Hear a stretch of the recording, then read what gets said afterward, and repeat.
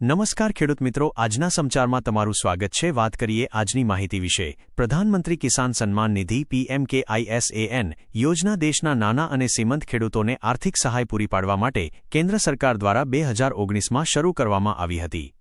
આ યોજનાનો મુખ્ય હેતુ ખેડૂતોને ખેતીના ખર્ચમાં સહાયરૂપ થવો અને તેમની આવકમાં સ્થિરતા લાવવાનો છે। યોજના અંતર્ગત દર વર્ષે 6,000 રૂપિયાની રકમ 3 સમાન હપ્તામાં એટલે કે 2,000 રૂપિયા દર 4 મહિનાએ સીધી ખેડૂતના બેંક ખાતામાં DBT ડાયરેક્ટ બેનિફિટ ટ્રાન્સફર દ્વારા જમા થાય છે। હાલ ખેડૂતોમાં સૌથી વધુ ચર્ચાનો વિષય 22મા હપ્તા વિશે છે। 22મા હપ્તાની હાલની સ્થિતિ 15 ફેબ્રુઆરી 2026 સુધી 22મા હપ્તા અંગે સત્તાવાર જાહેર તારીખની રાહ જોઈ રહી છે। અગાઉના વર્ષોના અનુસંધાનમાં જોવામાં આવે તો ડિસેમ્બરથી માર્ચ સમયગાળા દરમિયાન આવતો હપ્તો સામાન્ય રીતે ફેબ્રુઆરી અથવા માર્ચ મહિનામાં જમા થાય છે। તેથી ખેડૂતોમાં આશા વ્યક્ત કરવામાં આવી રહી છે કે 22મો હપ્તો ટૂંક સમયમાં જમા થઈ શકે છે। જો કે ચોક્કસ તારીખ માટે સત્તાવાર જાહેરાત પર જ વિશ્વાસ કરવો જરૂરી છે। કેટલા રૂપિયા મળશે? 22મા હપ્તા તરીકે દરેક યોગ્ય અને નોંધાયેલા ખેડૂતને 2,000 રૂપિયા મળશે। જો કોઈ ખેડૂત યોજના શરૂ થયાથી અત્યાર સુધી તમામ હપ્તા મેળવે છે તો 22મા હપ્તા સુધી કુલ 44,000 રૂપિયાની સહાય મેળવી ચૂક્યા હશે। આ રકમ ખેતી માટે બીજ, ખાતર, દવાઓ, સિંચાઈ ખર્ચ અને અન્ય કૃષિ જરૂરિયાતોમાં ઉપયોગી સાબિત થાય છે। 22મો હપ્તો મેળવવા માટે જરૂરી શરતો। 22મો હપ્તો સમયસર અને વિના વિલંબ મળવા માટે નીચેની બાબતો ખાસ ધ્યાનમાં રાખવી જરૂરી છે। 1. EKYC પૂર્ણ હોવી જરૂરી છે। સરકાર દ્વારા EKYC ફરજિયાત બનાવવામાં આવી છે। 2. આધાર નંબર બેંક ખાતા સાથે લિંક હોવો જોઈએ। DBT માટે આધાર સીડિંગ જરૂરી છે। 3. જમીનનો રેકોર્ડ માન્ય હોવો જોઈએ। ખેડૂતના નામે ખેતીલાયક જમીન હોવી આવશ્યક છે। 4. બેંક એકાઉન્ટ સક્રિય હોવું જોઈએ। બંધ અથવા નિષ્ક્રિય ખાતામાં રકમ જમા થઈ શકતી નથી। જો ઉપરોક્ત શરતો પૂર્ણ નહીં હોય તો હપ્તો અટકી શકે છે। EKYC કેવી રીતે કરવી? EKYC કરવાની પ્રક્રિયા સરળ છે। ખેડૂતોએ સત્તાવાર PMKISAN પોર્ટલ પર જઈ EKYC વિકલ્પ પસંદ કરવો। આધાર નંબર દાખલ કરીને OTP દ્વારા વેરિફિકેશન કરવું। જો OTP દ્વારા પ્રક્રિયા પૂર્ણ ન થાય તો નજીકના CSC સેન્ટર પર જઈ બાયોમેટ્રિક EKYC કરાવી શકાય છે। EKYC પૂર્ણ ન હોય તો 22મો હપ્તો જમા નહીં થાય, તેથી સમયસર પ્રક્રિયા પૂર્ણ કરવી અત્યંત મહત્વપૂર્ણ છે। બેનિફિશિયરી સ્ટેટસ કેવી રીતે ચકાસવું? ખેડૂતો પોતાની સ્થિતિ ચકાસવા માટે પોર્ટલ પર બેનિફિશિયરી સ્ટેટસ વિકલ્પનો ઉપયોગ કરી શકે છે। આધાર નંબર, મોબાઈલ નંબર અથવા રજિસ્ટ્રેશન નંબર દાખલ કરીને હપ્તાની સ્થિતિ જાણી શકાય છે। અહીંથી ખબર પડે છે કે હપ્તો પ્રોસેસિંગમાં છે કે સક્સેસ થઈ ગયો છે। ગુજરાતના ખેડૂતો માટે ખાસ માહિતી। ગુજરાત રાજ્યમાં લાખો ખેડૂત મિત્રો PMKISAN યોજના હેઠળ નોંધાયેલા છે।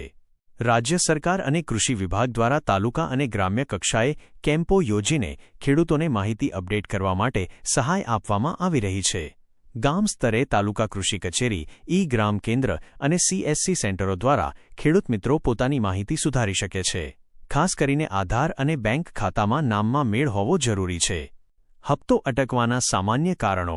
ઘણા ખેડૂત મિત્રોનો હપ્તો નીચેના કારણોસર અટકતો હોય છે।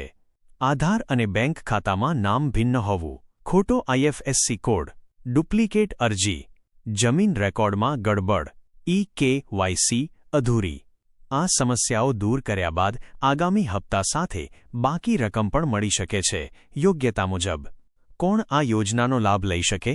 યોજનાનો લાભ નાના અને સીમાંત ખેડૂત પરિવારો લઈ શકે છે જેમના નામે ખેતીલાયક જમીન નોંધાયેલ હોય। સરકારના નિયમ મુજબ કેટલાક વર્ગો અયોગ્ય ગણાય છે, જેમ કે આવકવેરા ભરતા લોકો, સરકારી નોકરી કરતા વ્યક્તિઓ, ચોક્કસ શરતો હેઠળ અને સંસ્થાગત જમીન ધારકો। સરકારની સૂચના અને ચેતવણી। સરકાર દ્વારા સ્પષ્ટ સૂચના આપવામાં આવે છે કે ખોટી માહિતી આપીને અથવા ગેરરીતિથી લાભ મેળવવાનો પ્રયાસ ન કરવો। જો કોઈ અયોગ્ય વ્યક્તિ લાભ લઈ રહ્યો હોય તો તેની સામે કાર્યવાહી થઈ શકે છે અને રકમ પરત વસૂલ થઈ શકે છે। ખેડૂતોએ ફક્ત સત્તાવાર વેબસાઇટ અથવા સરકારી કચેરીમાંથી મળતી માહિતી પર જ વિશ્વાસ કરવો જોઈએ।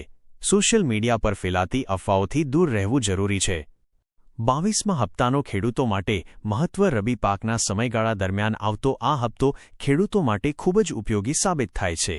બીજ, ખાતર, જીવાતનાશક દવાઓ અને સિંચાઈ ખર્ચ માટે મળતી આ સહાય ખેતીમાં રાહત આપે છે। નાના ખેડૂતો માટે 2000 રૂપિયાની રકમ પણ સમયસર મળે તો મોટો આધાર બની શકે છે. અંતિમ નિષ્કર્ષ: પીએમકેઆઈએસએએન યોજના દેશના કરોડો ખેડૂતો માટે આશીર્વાદ સમાન બની છે. 22મા હપ્તાની રાહ જોતા તમામ ખેડૂત મિત્રો માટે જરૂરી છે કે તેઓ પોતાની ઇકેવાયસી, આધાર સીડિંગ અને બેંક વિગતો ચકાસી રાખે. ટૂંક સમયમાં જ 22મા હપ્તા અંગે સત્તાવાર જાહેરાત થવાની શક્યતા છે. રકમ જમા થતાં જ ખેડૂતોને તેમના નોંધાયેલા મોબાઈલ નંબર પર SMS દ્વારા જાણ કરવામાં આવશે. ખેડૂત મિત્રો માટે સંદેશ એ છે કે કોઈપણ વિલંબ ટાળવા માટે આજે જ પોતાની વિગતો તપાસો અને જરૂરી સુધારણા પૂર્ણ કરો. યોગ્ય દસ્તાવેજ અને સાચી માહિતી સાથે તમે સરળતાથી 22મા હપ્તાનો લાભ મેળવી શકો છો. ગુજરાત ખેડૂતો વિશે માહિતી: ગાંધીનગર મુજબ ગુજરાતમાં પીએમકેઆઈએસએએન યોજનામાં ખેડૂતો રજિસ્ટ્રેશન અને લાભ મેળવવાની કામગીરી સારી રીતે ચાલી રહી છે. રાજ્યમાં લગભગ 88% ખેડૂતો પીએમકેઆઈએસએએન પોર્ટલ પર પોતાનું રજિસ્ટ્રેશન, ઇકેવાયસી અને જમીનની માહિતી અપડેટ કરી ચૂક્યા છે, જેના કારણે ગુજરાત દેશના રાજ્યોમાં ચોથી સ્થાન પર છે. લગભગ 59 લાખ ભારતીય ખેડૂત પરિવારોએ પોતાની નોંધણી પૂર્ણ કરી છે, જેને કારણે કેન્દ્ર સરકાર દ્વારા વિશેષ સહાયરૂપ રકમ પણ મળે છે. પીએમકેઆઈએસએએન યોજનાના દાયરામાં દરેક યોગ્ય ખેડૂતને દર વર્ષે 6000 રૂપિયાની સરકારી સહાય આપવામાં આવે છે, જે 3 સમાન હપ્તાઓમાં દરેક 2000 રૂપિયા મહિલાઓના અને કુટુંબના બેંક ખાતામાં સીધા એસરેડે ડેબિટ થાય છે. આગામી 22મા હપ્તા માટે સત્તાવાર જાહેરાત હજુ બાકી છે, પરંતુ તે ફેબ્રુઆરી-માર્ચ 2026 દરમિયાન જમા થવાની સંભાવના છે. તે પહેલાંના 21મા હપ્તામાં ગુજરાતમાં 49.31 લાખ ખેડૂતોને ડીબીટી હેઠળ 986 રૂપિયા કરોડથી વધુ રકમ મળેલી છે. ખેડૂતોએ ખાતામાં હપ્તો મળવાની ખાતરી કરવા માટે નીચેનું ધ્યાન રાખવું જરૂરી છે.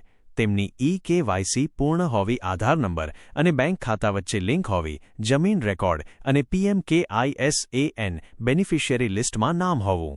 જો આ વિગતો પૂરતી ન હોય તો હપ્તા અટકી શકે છે અને પૈસા નહીં મળે.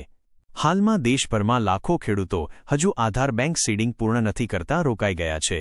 ગણતરી મુજબ પીએમકેઆઈએસએએન યોજનામાં ગુજરાતના ખેડૂતો માટે ખાસ રીતે સરકારે રજિસ્ટ્રેશન રેટ વધાર્યો છે અને ઘણા ખેડૂતોને લાભ મળી રહ્યો છે. 2026 દરમિયાન આગામી હપ્તાના સમય પર સત્તાવાર જાહેરાત જોવા મળશે. જો તમને તમારા નામનો સ્ટેટસ જોવા કે હપ્તાની વિગતો ચકાસવાની છે, તો તમે પીએમકેઆઈએસએએનની સત્તાવાર વેબસાઇટ પરથી તે સરળતાથી જોઈ શકો છો. આવા જ વિડિયો જોવા માટે અમારી ચેનલ ખેડૂત ખબરને સબસ્ક્રાઇબ કરો, જેથી એમ તમારા માટે નવા વિડિયો બનાવી શકીએ, અને ચેનલને સબસ્ક્રાઇબ કરવાનું ભૂલતા નહીં. જય જવાન, જય કિસાન.